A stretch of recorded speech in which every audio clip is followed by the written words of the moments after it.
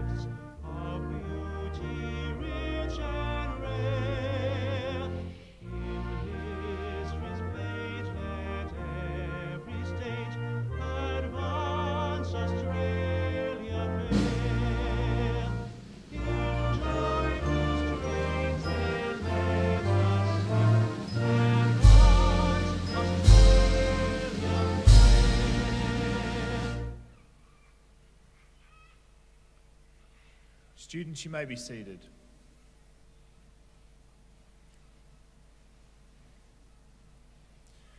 The Australian War Memorial was the vision of Charles Bean, Australia's first World War official historian. Bean landed with the Australian troops on Gallipoli and stayed with them at the front through to the end of the war. The idea of this national memorial and museum came to him at Pozières, France, in the depths of the bloody fighting of 1916. Bean's idea was that this would be a place where families and friends could mourn loved ones buried in faraway places. It would also be a place that could help all Australians understand what these men and women had endured and what they had done for us. Bean's vision, to which we remain true, is best expressed as inscribed in the entrance to the memorial's galleries. Here is their spirit, in the heart of the land they loved, and here we guard the record which they themselves made. Tonight we will read the story behind just one of those on the Roll of Honour, which lists the names of more than 102,000 men and women who have given their lives for us in war and on operations for more than a century. But first we present a lament, Flowers of the Forest. Wreaths or floral tributes will now be laid at the base of the pool of reflection.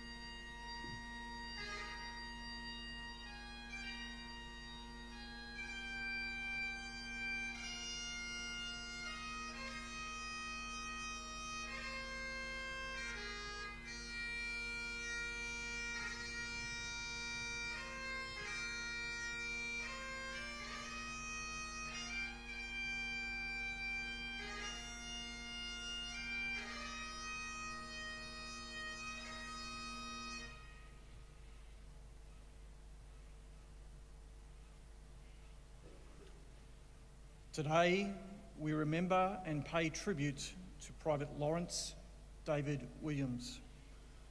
Laurence Williams was born into the large family of David and Gwendolyn Williams on the 19th of April 1917. He grew up with siblings Leo, Frederick, Ruby, Nita, Victoria and Thomas at Ararat, Victoria. He attended Ararat High School before going on to work as a printer's labourer at the government printing office in the Canberra suburb of Kingston. Known by the nickname Lance, Williams had already served for 3 years with the 8th Battalion Militia and was serving with the 3rd Battalion Militia when he enlisted in June 1940. He married Gina Mavis Victoria on the 18th of June 1940, just a few days after enlisting. The following month, he entered the training depot at Warwick Farm near Sydney and began training. In February 1941, Private Williams left Sydney, arriving in Singapore to join the 2nd 18th Battalion, which moved north to Malaya, where it began training for service under tropical conditions. War with Japan was increasingly likely, and the battalion set to preparing defensive positions. The 2nd 18th stood to arms in December 1941, but it was a month before it encountered its first Japanese, 2 downed airmen captured in a hut outside Mersing. Its first major action was at Nithsdale Estate in the early hours of the 27th of January. The battalion lay in wait for the advancing Japanese and sprung an ambush that took the Japanese completely by surprise and inflicted heavy casualties. After the ambush, the 2nd 18th withdrew to Singapore. It was allocated a position on the island's east coast, but the wide frontage it was required to cover meant its platoons and sections had to be widely dispersed. When the Japanese launched their invasion on the night of the 8th of February, the battalion had no hope of holding them back, although its positions along the waterfront inflicted heavy casualties.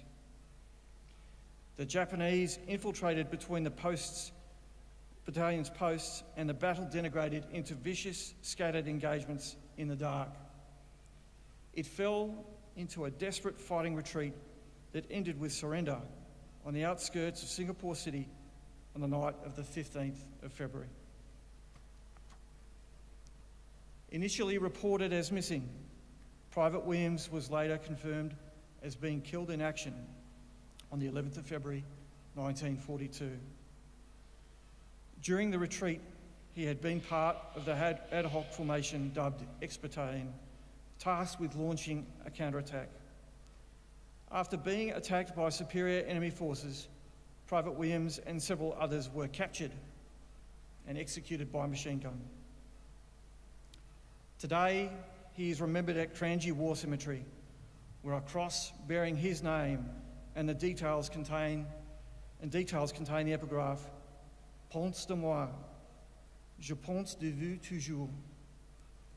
Think of me, I still think of you. He was 24 years old. Following the death of her husband, Gina enlisted and served as a driver in the Australian Army Medical Women's Service. After the war, she continued to serve, joining the Department of Defence and eventually receiving a British Empire Medal for her civil work in 1980. Laurence Williams' name is listed on the Roll of Honour on my right, among more than 40,000 Australians who died while serving in the Second World War. His photograph is displayed today beside the pool of reflection. This is but one of the many stories of service and sacrifice told here at the Australian War Memorial. We now remember Private Laurence David Williams, who gave his life for us, for our freedoms, and in the hope of a better world.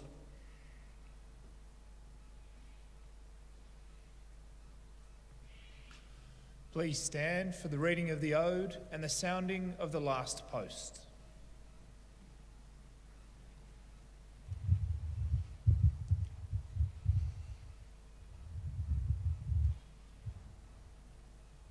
They shall grow not old, as we that are left grow old.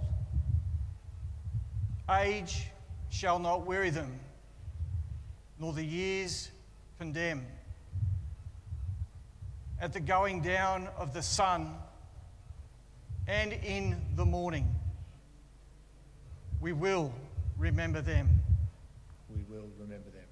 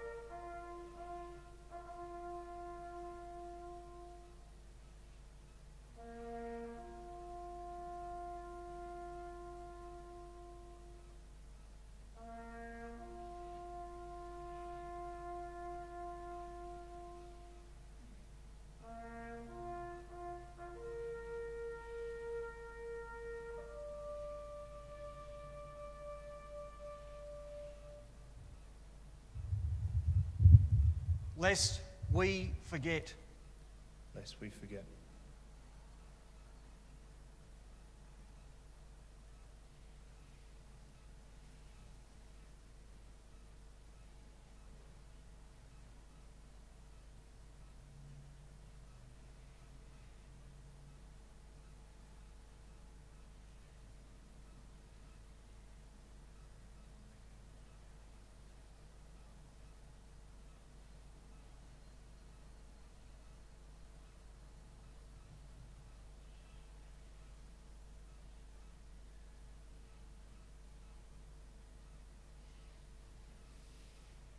We leave you this evening with the words of the memorial's founder, Charles Bean.